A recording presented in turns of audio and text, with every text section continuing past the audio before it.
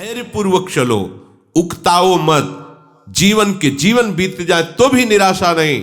भजन कर रहे हैं, कोई गलत आचरण तो नहीं कर रहे जिसमें हम संशय करें। इससे बढ़कर के बढ़िया कोई काम तो है नहीं। इसलिए अगर ऐसा कोई हमें कार्य दिखाई देता कि भजन से बढ़कर कोई बढ़िया काम, तो इसको रोक करके उसको करके देखते। सबसे बड़ा कार्य, सबसे महामहिम कार्य मनुष्य जीवन का भजन करना है, वो हम कर रहे। प्रभु मिले ना मिले, हम भजन नहीं छोड़ने वाले। धैर्यपूर्वक बुद्धि को वश में कर लो। इस बात के लिए तुम्हें कभी वो विचलित न करे कि मुझे शांति नहीं मिली, आनंद नहीं मिला, भगवत साक्षात्कार नहीं हुआ, दिव्य स्वप्न नहीं आते, दिव्य महापुरुषों का संभाषण नहीं मिला, अभी हमें लीला दर्शन नहीं हुआ। बिल्कुल आप शांत रहिए, ये आगे से आगे आपको मिलता। और आपको एक आंतरिक बात बता दें, परमार्थ में प्रभु इसलिए आपको आपके सद्गुणों का अनुभव नहीं होने देते कि आपको अहंकार आ जाएगा। जैसे जैसे सद्भावना भजन बढ़ता है, वैसे वैसे अपने में हे भाव आता है, मैं कितना नीच हूं, जैसे भजन करना चाहिए वैसा भजन नहीं होता। ये प्रभु की कृपा होती है कि अपने में अहंकार ना कर दैन्यता आए, और भजन जितना बढ़ाओगे उतने भजन की भूख बढ़ती चली जाएगी।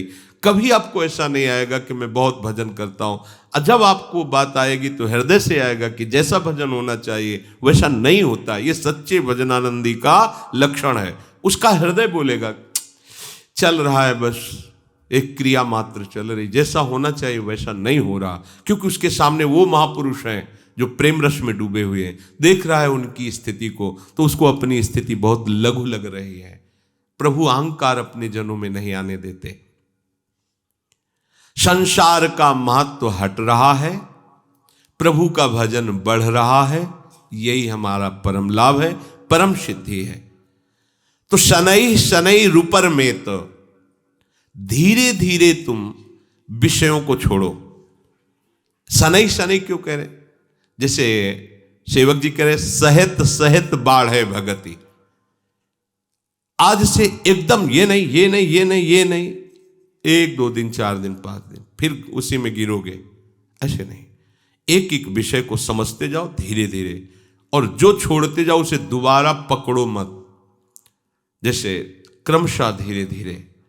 आपको बाजार का नहीं पाना, लंबा समय 1 वर्ष का दिया, मतलब गया, इस जीवन में दोबारा नहीं पाना है, गया। यह हम उन उपासकों को कह रहे हैं जिन्होंने भगवत प्राप्ति का दृढ़ निश्चय करना है या कर चुके हैं, जो सीधे लक्ष्य बना चुके हैं इसी जन्म में भगवत प्राप्ति।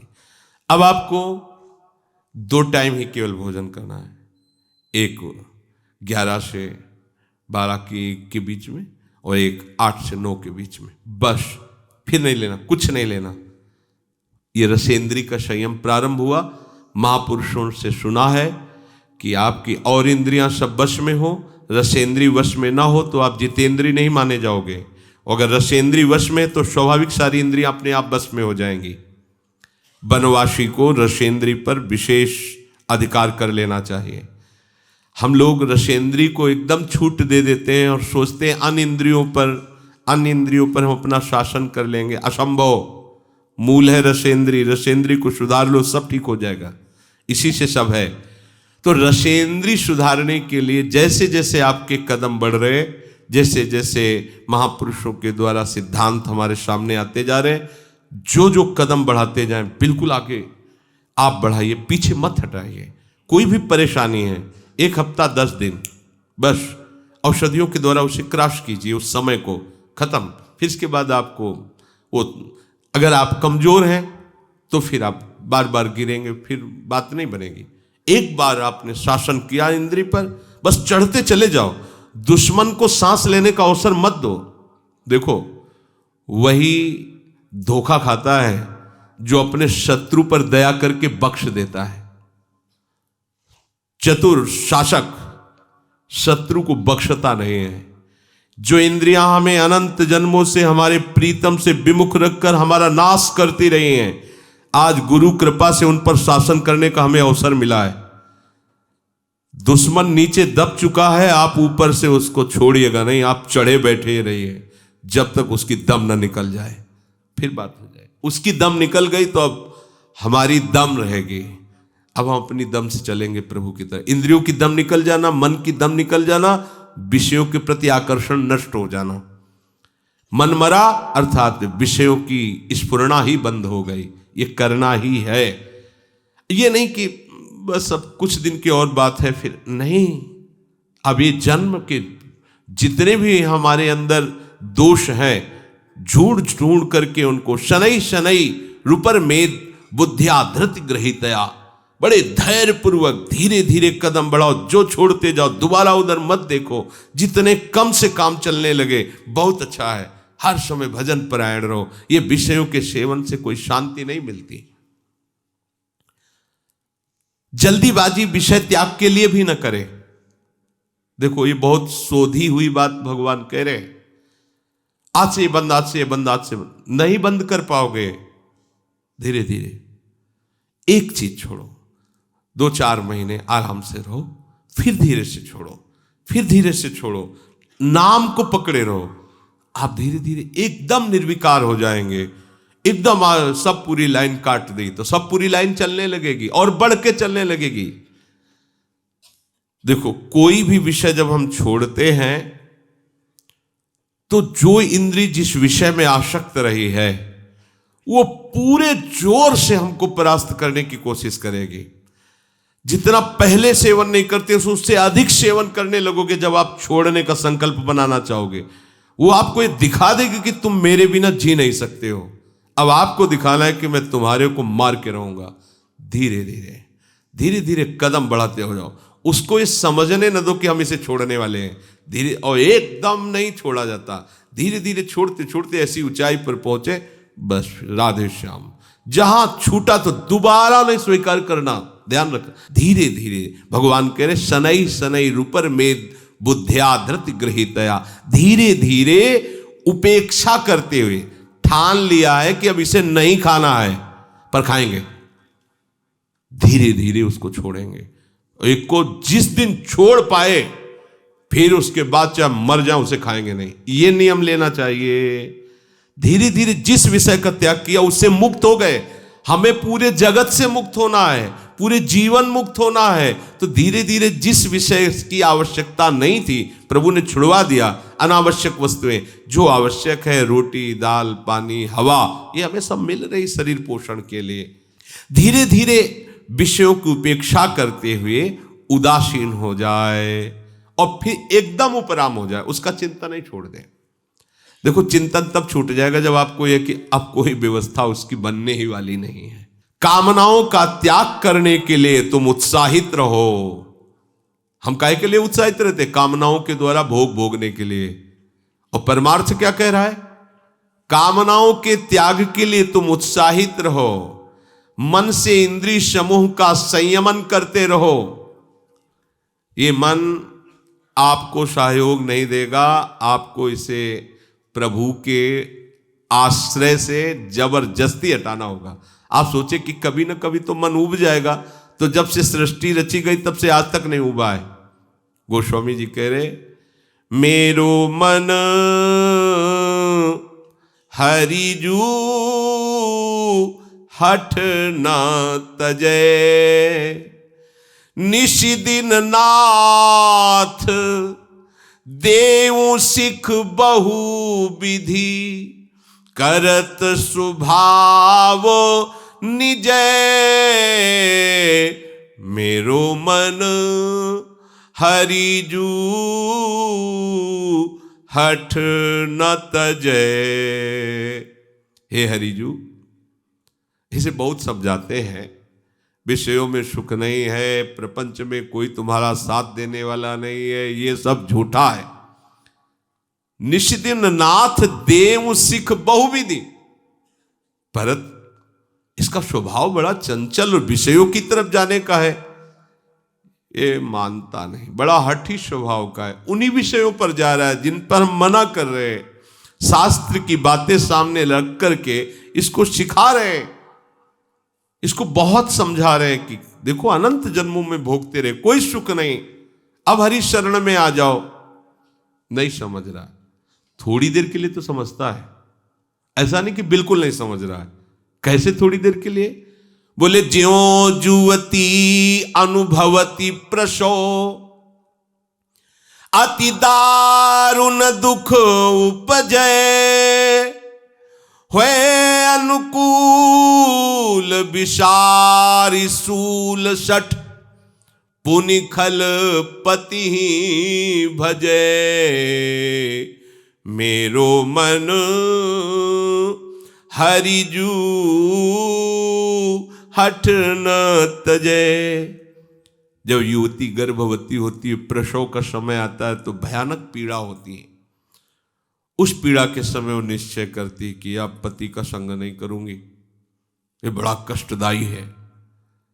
फिर समय आता है, वो भूल जाती है। बस ऐसे ही जब मन फंसता है, पिटाई होती है इसकी, तब कहता है कभी गलती नहीं करूं, एक बार क्षमा कर दो।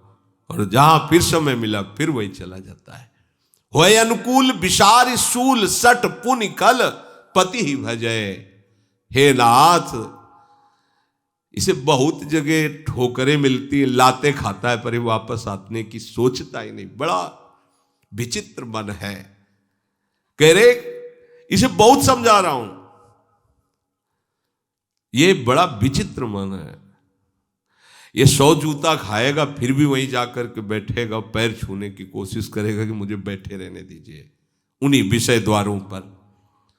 लोलुप भ्रम ग्रह पशु ज्यों जहां तहां, सिर पद त्राण बजे। पदत्राण जूता को कहते हैं, सिर पद त्राण बजे। जूते का प्रहार खोपड़ी में खाकर फिर भी 100 जूता खाए, तमाशा घुस के देखे जाए। गांव की कहावत में ये मन की दशा ऐसी है, ये विषय लोलुप मन बार बार। आप देखो, 5 मिनट के अपराध में पूरे जीवन के लिए सजा हो जाती है। 5 मिनट के मन के अधीन होने पर ऐसी क्रिया बन जाती है जिसका परिणाम होता है पूरे जीवन की आजीवन कारावास। सोचो, 5 मिनट हम नहीं संभाल पाए तो आजीवन हमको दंड भोगना पड़ा। और अगर ये जन्म नहीं संभाल पाए तो हमें कितना बड़ा दंड मिलेगा। आप यही की बात समझना। अच्छा, आपको लगता है कि हमारी कोई बात जान नहीं रहा, हमें तो कोई सजा नहीं मिली, हम तो यहां स्थूल कानून है, एक सूक्ष्म अदालत है जिसमें किसी गवाही की जरूरत नहीं है, किसी रिपोर्ट की जरूरत नहीं है, किसी भी वकील की जरूरत नहीं है। बिना वकील के, बिना गवाही के, बिना किसी कानून के अपने आप वो आपको सिस्टम पहुंचा देगा उसी दंड पर। एक 5 मिनट की गलती जीवन की खुली तो आजीवन कारावास, और आजीवन पूरा तुमने बर्बाद किया भगवत विमुख होकर, तो इसका दंड यमपुरी में मिलेगा। ये कल्पों में मिलता है, कल्पों में। बोले 5 मिनट की गलती के कारण तुम्हें आजीवन कारावास, और पूरे जीवन भगवत विमुख रहकर गंदे आचरण करते रहे, कोई नहीं जाना माना, निकल गए यहां से तो निकल गए, लेकिन वो सूक्ष्म अदालत जो यमपुरी है, वहां तुम्हें कल्पों की सजा होती है। वहां ये तुम्हें लगता होगा कल्पों की कैसे? ऐसे ही जैसे 5 मिनट के गंदे आचरण का फल आजीवन कारावास, ऐसे ही पूरा जीवन तुम्हें भगवत भजन के लिए दिया गया था, अपने उद्धार के लिए दिया गया था, और तुमने मनमानी धर्म विरुद्ध आचरण किए। तो फिर धर्मराज जो भगवान के परम महाभागवत भक्त हैं, वो फिर इसका निर्णय करते। 1 सेकंड में करोड़ों जीवों का निर्णय हो जाता है, 1 सेकंड में करोड़ों जीवों का। वो ऐसी थोड़ी सरकार कि वहां कंप्यूटर चलाना पड़े, नहीं। हाँ भाई वकील तुम बोलो, वो बोलो, नहीं, वहां तो 1 सेकंड में करोड़ों जीवों का हिसाब होता है। पूरी सृष्टि का न्यायालय है वो, पूरी सृष्टि का, और लगातार चलता ही रहता है वहां। और वहां मरना है नहीं, वहां केवल दंड ही दंड है, भोगना ही भोगना है, सांस लेने का भी सुख नहीं है। भयभीत हो जाओ जैसी हित हरिवंश हित सजनी स्वरूपा। महाप्रभु ने ये कहा, बहुत बड़ी बात कह दी। प्रिया प्रीतम के सुख का वर्णन करने वाले महापुरुष थोड़ा सा संकेत, जय सीत हरिवंश नरक गति दुर्बर। नहीं मानता है मन। हम अपनी इंद्रियों की गंदगी ये साफ करें, जो इंद्रियां बार बार गंदे विषयों की तरफ जा रहे हैं। और इसकी सफाई के लिए समर्थ है नाम। नाम, निरंतर नाम, भूलिए मत, घाटा मत कीजिए। ये परम धन है, सच्चिदानंदमय। त्रिकाल में भी, महाप्रलय में इस नाम का नाश नहीं होता। ये सुरक्षित रहेगा, आप जहां भी होगे आपके पास रहेगा। ये आपकी सुरक्षा करेगा, आपको सुख प्रदान करेगा। ये आपका बल है, ये नाम ही बल है। वो बड़े अभागी हैं जो इस बल को न रखकर और बल को रखते हैं। अपबल, तपबल और बाहुबल, चौथो बल है दाम। सूर किशोर कृपाते सब बल, हारे को हरिनाम, ये है सब बल। पर जो इधर से हार गया है जगत की तरफ से, थक गए प्रभु, मेरे नेत्र, मेरे हाथ, मेरे पैर, मेरी बुद्धि, मेरा बल सबने साथ छोड़ दिया, तब ये नाम का बल पकड़ा जाता है। अभी आप थोड़े बारे कोई न कोई बल का आश्रय लिए, इसलिए नाम को भूल जाते नहीं। कैसे भूल सकते हैं? महाबल नाम है, तत्काल रक्षा करता है, सर्व सामर्थ्यशाली है। अपने लोग इतनी महामहिम नाम की महिमा सुनकर के भी प्रीति नहीं कर पा रहे। दुर्भाग्य नहीं तो और क्या है। नाम को छोड़कर और कुछ बोलते हैं, और कुछ सोचते हैं, और कुछ चिंतन करते हैं, राग द्वेष का चिंतन करते हैं, भोगों का चिंतन करते हैं। अभी मूढ़ता छोड़ नहीं पा रही, हमारी बुद्धि इस मूढ़ता को नहीं छोड़ पा रही। तो भगवान कह रहे छोड़ो, श्री भगवान कह रहे बुद्धि में ऐसा धैर्य रखो, धीरे धीरे इन विषयों को छोड़ते चले जाओ, इनसे उपराम होते चले जाओ। एकमात्र अपने आराध्य देव युगल सरकार में सम्यक रूप से बुद्धि की स्थापना कर दो। धीरे धीरे विषय छोड़ने की बात कही गई। एकदम उकताया हुआ हाथ छोड़ा, 10 दिन बाद फिर उसी में गिर गए, ऐसा नहीं। क्रम से धीरे धीरे जितना पैर आगे बढ़ाओ, फिर पीछे मत हटाओ। जो छूटा उसे दोबारा सेवन मत करो। वो हमारा जीवन नहीं है, उसके बिना हमारा जीवन चल जाएगा, लेकिन प्रभु के बिना हमारा जीवन नहीं चलेगा। संसारी आदमी का जीवन प्रभु के बिना चल रहा है, ऐसा अनुभव में आता है उसको। रुपया नहीं तो जीवन नहीं, रिश्ते नाते सने संबंधी नहीं तो हमारा जीवन नहीं, भोग सामग्री नहीं तो जीवन नहीं। तो फिर क्या आत्महत्या कर ले? यही हो रहा है। लेकिन वास्तविक बात है, प्रभु नहीं तो हमारा जीवन नहीं, उन्हीं से हमारा जीवन। जब ये समझ जाओगे तो ये बात नहीं आएगी कि मैं अपने शरीर को नष्ट कर दूं। आपका हृदय किसी भी परिस्थिति, किसी भी समस्या में हो, आनंदित रहेगा, क्योंकि आपके जीवन धन आपके साथ है। और वो जीवन धन कौन है? जो अनंत ब्रह्मांडों के स्वामी। तो कमी क्या? फिर क्या कमी? फिर उदासता कैसी रहेगी? फिर निराशा कैसी रहे? समझो इस बात को। बुद्धिया धृत ग्रहीतया, उपासक जब साधना करता है, उपासना करता है, तो उसको काम क्रोध की ऐसी चोट लगती कि घबराता है, उकताहट पैदा होती है। जल्दी भगवत साक्षात्कार हो जाए, झंझट खत्म हो। क्योंकि आसपास से उसको इतना ताप लगता है विकारों का कि वो सोच ही लेता जल्दी से भगवत प्राप्ति हो। हाँ, अभी 3 दिन हुए, नहीं हुई, पता नहीं इस मंत्र में ताकत है कि नहीं है, इस साधना में है कि, छोड़ो, दूसरी पकड़ो, तीसरी पकड़ो। नहीं नहीं, ऐसे नहीं चला जाता परमार्थ में। ये भगवत मार्ग है, धैर्य पूर्वक चला जाता है। बुद्धिया धृति ग्रहीतया, कभी भी इस मार्ग में निराशा हमें लानी ही नहीं है। बहुत ध्यान से सुनना।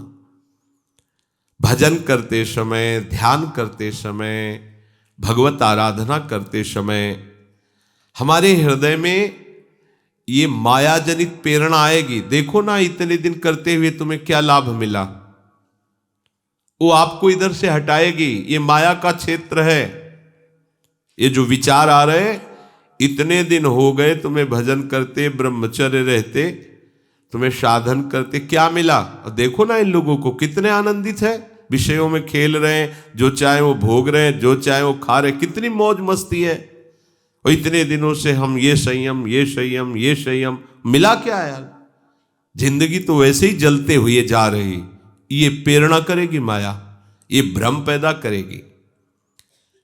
अभी भगवत प्राप्ति तो हुई नहीं, कोई आनंद तो आया नहीं, आगे क्या होगा जब इतने दिनों से नहीं आया है। इस बात को लेकर साधक को माया अपने में आकर्षित करती है। देखो उधर नहीं मिला ना, इधर तुरंत देंगे, ये भोग भोग लो, ये देख लो, ये सूंघ लो, ये खा लो, ये पी लो, और साधक भूल कर बैठता है। जो असावधान साधक है वो चख लेता है, फिर जो जहर चढ़ता है वासना का, फिर उपासना में प्रवेश ही नहीं हो पाता। साधक को सावधान रहना है कि हम भजन का अभ्यास जो कर रहे हैं यही सिद्धि है। बार बार वही बात समझाई जा रही, आपको उकताने की जरूरत नहीं, घबराहट नहीं, निराशा नहीं, उकताना नहीं है, धैर्य रखना है। बिल्कुल साधन में सफलता नहीं मिल रही, बहुत समय तक सफलता नहीं मिल रही, अर्थात कोई दैवी संपत्ति नहीं दिखाई दे रही, कोई भगवद आनंद नहीं लग रहा, फिर भी सत्य है नाम, सत्य है धाम, सत्य है भगवत मार्ग, चुपचाप चलते रहो, तुम्हारे अशुभों का नाश हो रहा है, तुम्हें पता नहीं चल रहा है। तुम्हें विफलता दिखाई दे रही है लेकिन उसमें सफलता है, तुम्हें समझ में नहीं आ रहा। माया में सफलता दिखाई दे रही लेकिन तुम विफलता है, तुम्हें समझ में नहीं आ रहा।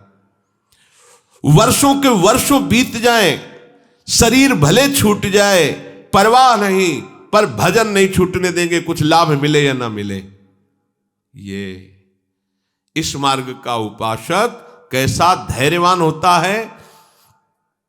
पूज्यपाद श्री उड़िया बाबा जी महाराज जब साधन काल में साधना करते थे तो एक छवि ऐसे रखते थे महात्मा बुद्ध की, और ये श्लोक उस छवि के ऊपर लिखा हुआ था, और उस छवि में महात्मा बुद्ध की हड्डी हड्डी केवल शरीर में रह गई थी, शुष्क एकदम शरीर सूख गया था, कृष्ण एकदम शरीर, आंख मूंदे हुए एक वृक्ष के नीचे बैठे हुए, ऊपर ये श्लोक लिखा हुआ था, इहासने शुष्यतु मे शरीरम त्वगस्थिमांशं प्रलयं च यातु अप्राप्य बोधम बहुकल्प दुर्लभम नैवासनात् कायमिदं चलिष्यति। इसी आसन पर बैठे हुए मेरा शरीर सूख जाए, चमड़ी मांस हड्डी तक गल जाए, नष्ट हो जाए, पर जब तक ब्रह्मबोध नहीं होता तब तक मैं उठने वाला नहीं। ये महात्मा बुद्ध जी ने पहला संकल्प किया था जब घर से निकलकर एक आसन पर बैठे, तो ये संकल्प, इहासने शुष्यत में शरीरम त्वगस्थिमांसम प्रलयम च याति। ये त्वगेंद्री, ये अस्थि, ये मांस, ये सब गलित हो जाएं तो भी जब तक भगवत साक्षात्कार नहीं होगा, ब्रह्मबोध नहीं होगा, तब तक मैं इस आसन से उठने वाला नहीं। बहुकल्प दुर्लभम, जो बहुत कल्पों में नहीं प्राप्त होता, अगर वो इसी जन्म में प्राप्त हो जाए तो कितना सस्ता सौदा है। हम महीने, 2 महीने, 4 महीने, 6 महीने में घबराने लगते हैं, कोई हमारे को दिव्यता अनुभव में नहीं आ रही। राधा राधा बोल रहे हो, धाम में रह रहे हो, धाम के आश्रित हो, भगवत मार्ग में चल रहे हो, ये तुम्हें दिव्यता नहीं दिखाई दे रही? तुम्हारी पशुता नष्ट हो गई, तुम्हारी आसुरी वृत्ति नष्ट हो गई। देखो ना, लोग असुर भाव को प्राप्त हो रहे हैं। असुर भाव किसे कहते हैं? जो शास्त्र की आज्ञा न माने, माता पिता का अपमान करे, मदिरा मांस आदि का भक्षण करे, मनमानी व्यभिचार करे, उसी को तो असुर भाव कहते हैं।